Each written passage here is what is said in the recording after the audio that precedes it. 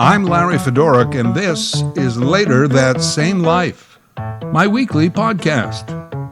Whether topical or personal, there's always a story. Season 3, Chapter 10, Psychic Predictions. Is it just me, or have we all lost our fascination with psychics? Given up on them, if you will. It could be just me. You know, a lot of that happens in the world today. We get a type of tunnel vision. We see what we want to see and miss everything else that's around us. Maybe psychics are everywhere, and I'm just not seeing them. Perhaps if I specifically went out looking for a psychic, then maybe I'd start seeing them all the time. The Baader-Meinhof effect, or Baader-Meinhof syndrome. And since I'm already on a tangent, let's go off on another one for a bit. Baader-Meinhof effect. Ever heard of it? What is it? Happens all the time. Baader-Meinhof, at least the phenomenon, has always fascinated me. It works like this. Say you hear a word you've never heard before, and then suddenly you're hearing it all the time. Let's say you buy a new car, then all of a sudden you start seeing your new car everywhere. Did everyone just get the same car? Of course, what's happening is the difference between what's actually taking place as opposed to what you perceive to be happening. You bought a brand new blue Honda SUV, and now it seems everyone has one. No, there are not more blue Honda SUVs around. It's your brain, which is now processing newly acquired information. The existence of a specific blue Honda SUV, or whatever it is that you've recently noticed. It's not your brain playing tricks on you, it's a perfectly normal function.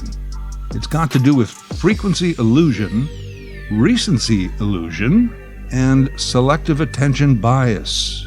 As I said, it's normal. And these days, what messes with the Baader-Meinhof effect is social media and algorithms. In this case, you click to go see something, and they will actually start showing you more of the same thing or something similar, over and over again. In this case, it's not Baader-Meinhof, it's algorithms. I started to wonder more about Baader-Meinhof, probably identified by two psychologists, Baader and Meinhof, right? No. The Baader-Meinhof gang was another name for the Red Army faction, terrorists in West Germany in the 1970s, extreme leftist terrorists. And back in the day, if you saw one of these Baader-Meinhof people in your neighborhood, or you heard that one was around, suddenly people began to see them everywhere, and the rumors spread like wildfire. This began to be known as the Baader-Meinhof effect. Two of the early leaders of this Red Army faction were Andreas Baader and Ulrike Meinhof. The name of the phenomena just stuck and began to be applied to other circumstances. Baader-Meinhof syndrome. The gang was defeated by the government. The effect is slowly getting defeated by algorithms. In doing some search and research on this topic of psychics, I'm already getting a steady social media diet of psychic phenomena. Yoicks. I thought of psychics in the first place because it's the new year. And throughout my radio career, it's something we did through December and January. As we flipped the calendar, we'd always wonder what's ahead. What are the experts expecting? What are futurists saying? And then just for fun, what are the psychics thinking? As I said at the beginning, now we seem to be done with psychics. Maybe most of us just stopped believing in them. Psychics, seers, soothsayers, fortune tellers, prophets, intuitives, clairvoyants, oracles, prognosticators, diviners, portenders, augurs, with their crystal balls, tarot cards, tea leaves, zodiac charts, reading the lines on your palm. Wow, with all of these options, it's a wonder that life is not more predictable. Listen, I know immediately that astrologers are going to be upset I mentioned the zodiac. Hey, we don't want to be mentioned with all those crazy psychics. We have real charts with actual stars and actual planets. Yes, I know, I see Uranus. I've been to a psychic twice. First time, quite a while ago, my girlfriend and I, on a lark, decided to go to the psychic fair. We had free tickets. And she bought me a session with a woman who held my hand for like half an hour and talked to me. She told me that I was in a troubled relationship. To return the favor, I bought my girlfriend a bag of beer nuts at a vendor booth. We broke up 2 weeks later. Another time, my friends were hosting a house party and they hired a psychic for the evening. It was a cool idea. She took a spot in a room upstairs, and one by one we went up for our reading. We were told to bring something of our own, tangible, preferably metal. Your keys would be a good idea. I gave her my keys. She held them in her hands and massaged them while she spoke. Yeah, her reading was like, you have a car, perhaps a Nissan. You have been to a hardware store sometime in the last 5 years. You like to protect your belongings in a gym locker, or perhaps a shed, or a safety deposit box. Brilliant. Obviously, she wasn't a very big medium. Speaking of which, can you name a famous psychic? I couldn't off the top of my head, but once I started looking them up, there were some familiar names. Jean Dixon, allegedly and most famously, in 1956, predicted the JFK assassination. She is said to have advised people like FDR and Nancy Reagan. There's the well-known spoonbender Uri Geller, who still predicts world events every once in a while, but also lately spouts coronavirus conspiracy theories. There was Kreskin, who made a point of always saying, I don't claim to be a psychic, rather a mentalist. I believe in mentalists. I keep a mental list of to-do chores around the house. Of course, in the Psychics Hall of Fame has got to be the 16th century's Nostradamus, who, over 500 years ago, allegedly predicted the French Revolution, the rise of Hitler, the September 11th attacks, and I think Yugoslavia's loss to Italy in the 1968 Euro Cup final.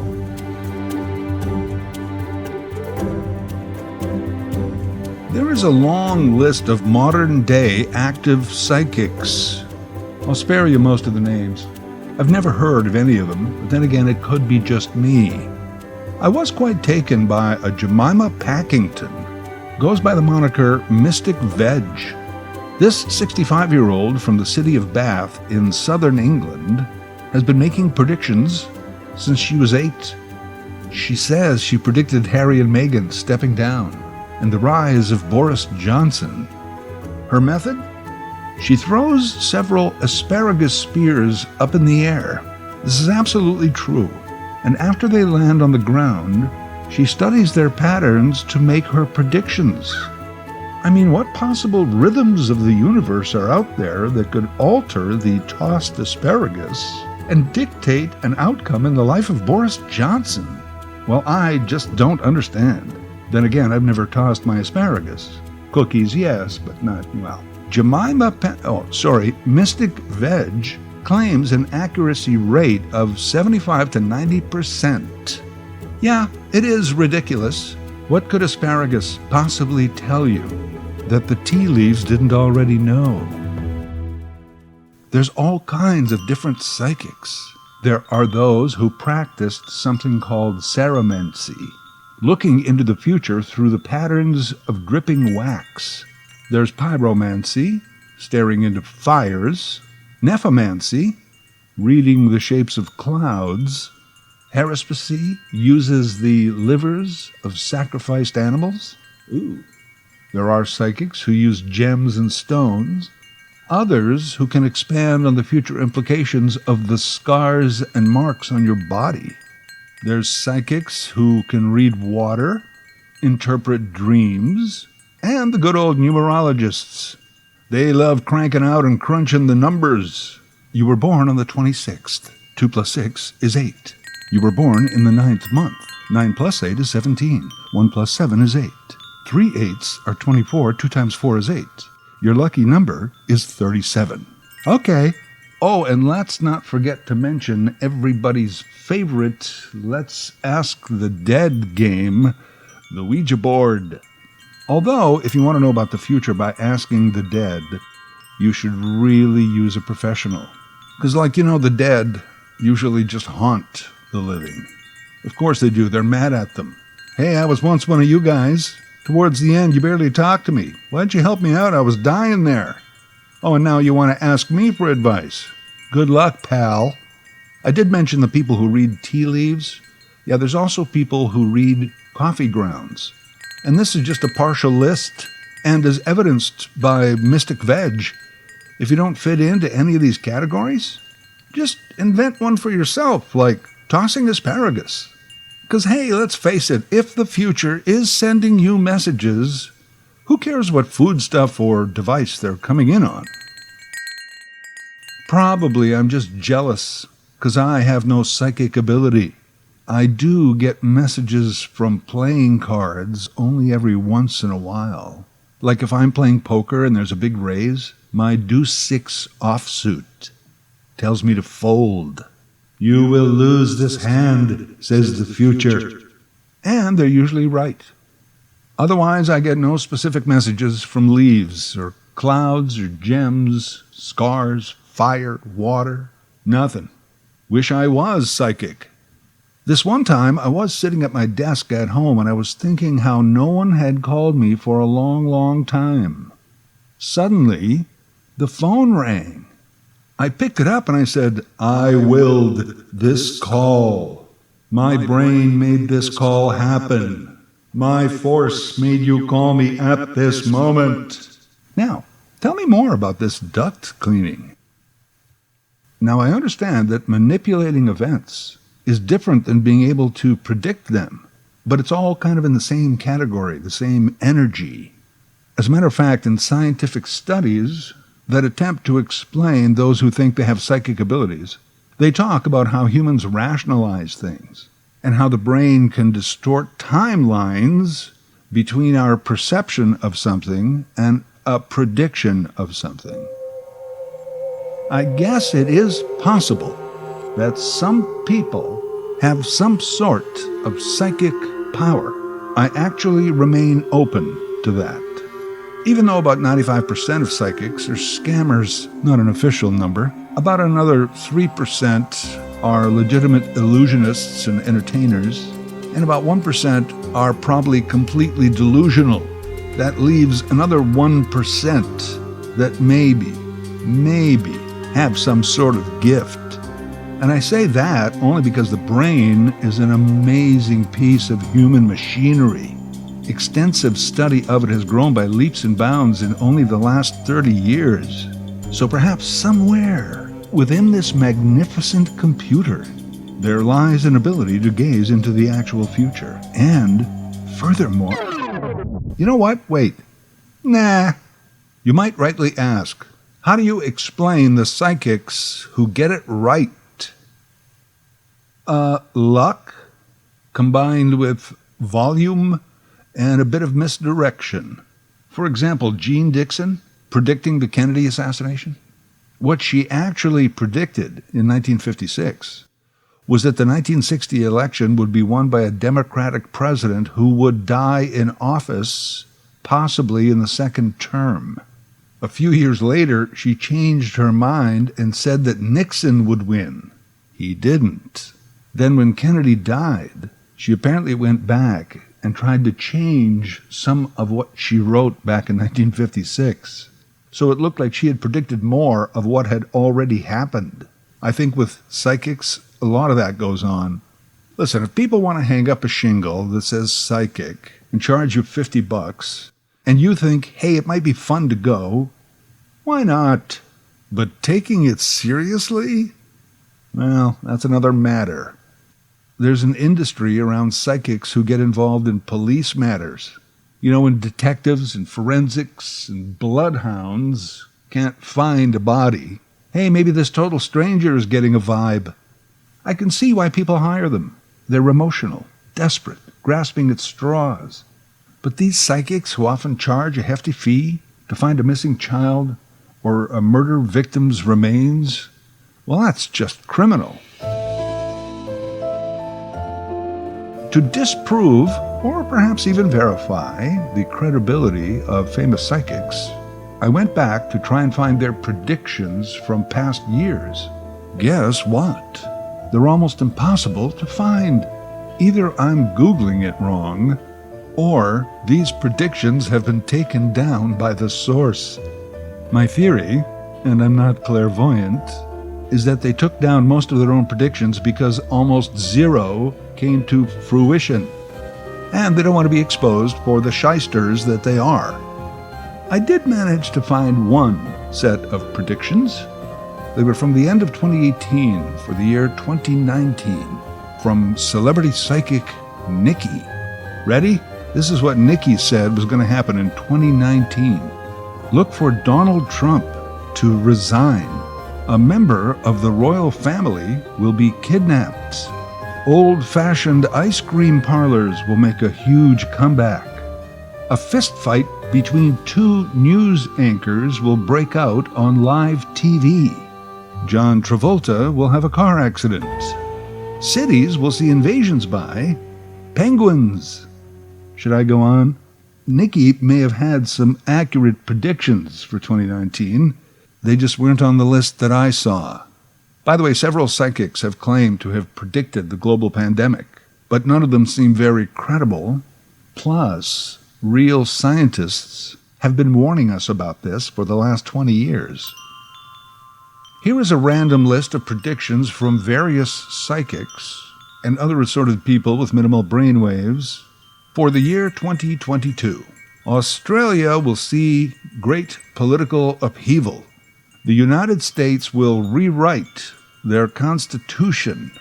Harry will move back to England, while Meghan will continue to live in the U.S. There will be a great rise in famine and cannibalism. By the way, that one's from Nostradamus. Boy, that dead guy just doesn't quit. There will be a locust invasion in India. Matthew Perry will marry someone not in show business. Brazil will win the World Cup. There you go, all your money on Brazil. You know, even those predictions were kind of hard to find. As I alluded to at the beginning of the podcast, maybe COVID has exposed the psychic business as non-essential. We've been forced to spend so much time in the real world these past months. Maybe we've just given up on what the psychics think might happen. Mind you, I'd rather hear from psychics than psychotics, which is mostly who is on the news these days.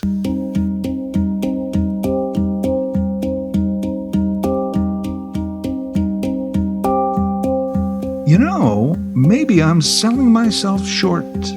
Maybe I do have some psychic ability. I'm going to give it a try. Here are some of my predictions for 2022. Okay, first, sorry to be morbid, but recently when Betty White passed at age 99, I made a list of famous people who were over 90. It was over 50 people long. Well, I predict that one of them will pass in the coming year. It might be somebody who has an E in their name. John Travolta, or a member of his immediate family, will need groceries sometimes before June. Aliens from outer space will invade and begin to live among us. Oh, wait, that's already happened. 2022. Okay, here we are. A government in Europe or Asia, possibly Africa, will change hands. In August, a Tim Hortons iced cap will begin to melt at an alarming rate. And finally, Harry and Meghan. And that's all I'm saying. Enough said. Say no more.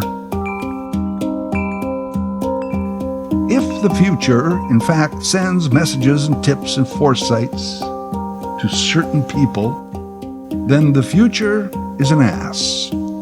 It's like the media. It controls the information it shares. Even psychics must get frustrated. Like, thanks for the info, but just once. Can you send this weekend's lotto numbers?